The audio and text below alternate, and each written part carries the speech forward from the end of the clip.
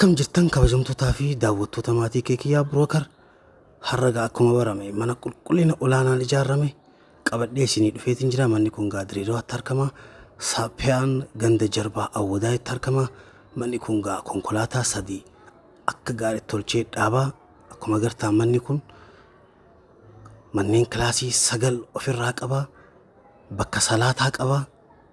Mana qulqullinaan ijaarame bakka dhiqannaa salaataa qaba. Mana fincaanii ka alaatii fi ka keessaa maleedhaa manni isaa 9 akkuma agartan keessi isaa konkolaataa 3 fi 4 ni dhaaba. Hedduu qulqullinaan ijaarame.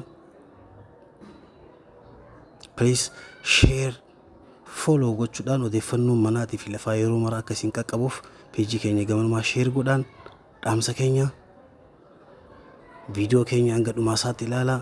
Kaarree 520 irratti argama. Gatii isaa akkuma asirratti argitan kana fakkaataa isinitti himnaan eegaa mana baay'ee qulqullinaan ijaarame.